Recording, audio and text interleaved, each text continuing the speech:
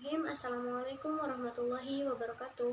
Halo semuanya, nama saya Salwa Hatimah, NIM 119202025 PHI 5E UIN Sunan Gunung Jati Bandung.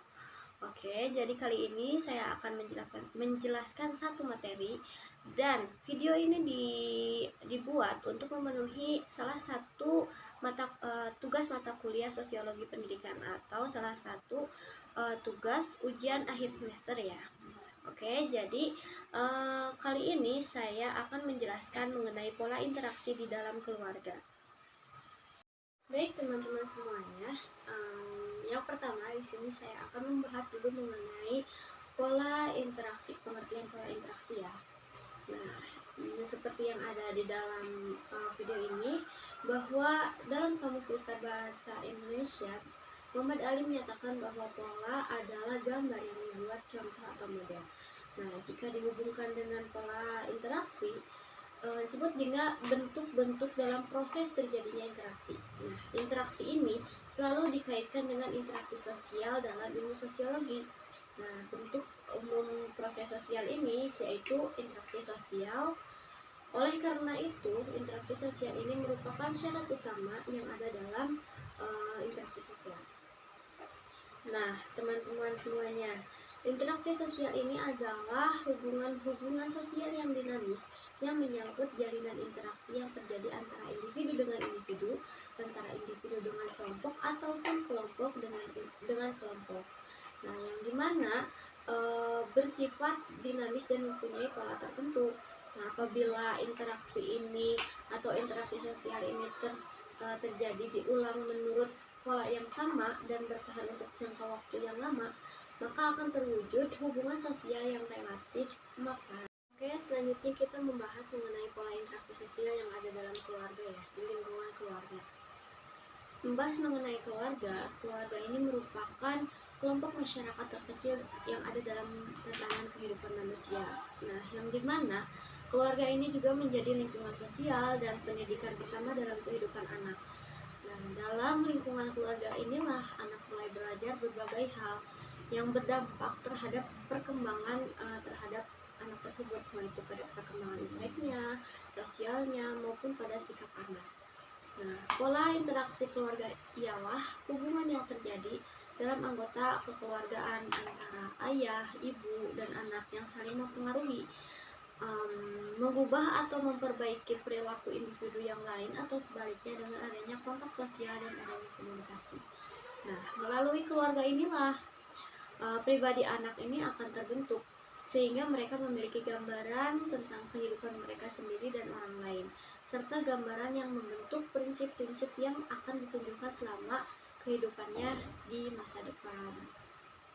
Oke, pembahasan yang terakhir di sini akan membahas mengenai pola asuh dan interaksi dalam keluarga. Dan pola asuh dan interaksi dalam keluarga ini ada 5 hal. Yang pertama itu ada pola asuh otoriter, atau yang dimana ciri pada pola asuh ini menekankan segala aturan orang tua harus ditaati oleh anak. Nah, orang tua ini biasanya melakukan semena-mena tanpa dapat dikontrol oleh anak gitu. Anak ini harus menurut dan tidak boleh membantah apa yang dikatakan oleh orang tuanya. Nah, ini menurut saya salah ya. Nah, pola asuh yang kedua itu ada pola asuh permisif, yang dimana sifat pola asuh ini anak ini sebagai yakni segala aturan dan ketetapan keluarga ini ada di tangan anak, yang dimana apa yang dilakukan oleh anak ini diperbolehkan oleh orang tuanya. Orang tuanya ini menuruti segala kemauan anak. Maka dari itu jadilah anak ini manja, egois, tidak disiplin, dan juga mudah menyerah. Nah, yang ketiga itu ada pola asuh demokratis, yang dimana kedudukan antara orang tua dan anak ini sejajar atau setara. Nah, sesuatu keputusan ini diambil dengan bersama dengan mempertimbangkan kedua belah pihak. Anak diberi kebebasan dan bertanggung jawab. Artinya apa yang dilakukan oleh anak ini tetap harus di bawah pengawasan orang tua dan dapat dipertanggungjawabkan secara moral. Nah, yang terakhir, yang keempat itu ada pola asuh situasional, yang dimana orang tua ini menerapkan pola asuh ini tidak berdasarkan pada pola asuh tertentu, tetapi semua tipe tersebut diterapkan secara luas, disesuaikan dengan situasi dan kondisi yang berlangsung saat itu. Baik teman-teman semuanya, di sini saya akan membahas kasus mengenai pola interaksi anak dan orang tua selama kebijakan pembelajaran di rumah.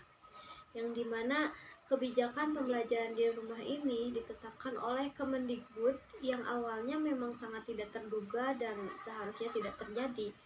Tetapi dikarenakan situasi dan kondisi saat ini yang memang tidak memungkinkan suatu proses pembelajaran di sekolah, maka dari itu Kemendikbud berupaya semaksimal mungkin agar para pelaku pendidikan seperti guru sampai kepada peserta didik ini harus tetap bisa mendapatkan pembelajaran yang layak dan optimal walaupun situasi dan kondisi ini sangat tidak mendukung.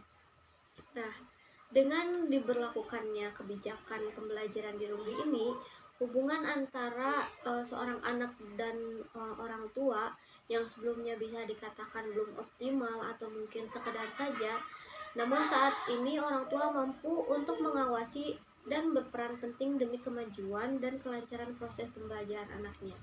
Nah, orang tua juga harus mampu menjadi seorang yang mampu memotivasi dan memberikan semangat kepada anaknya agar tetap selalu semangat dalam melakukan pembelajaran dan tidak mudah mengeluh atas apa yang terjadi saat ini.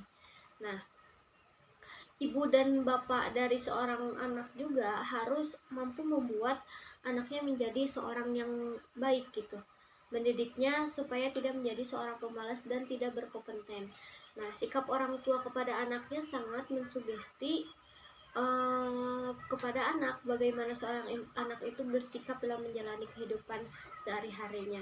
Nah, maka dari ini dapat diambil kesimpulan bahwa didikan orang tua sangat besar pengaruhnya terhadap perkembangan sikap psikologi seorang anak.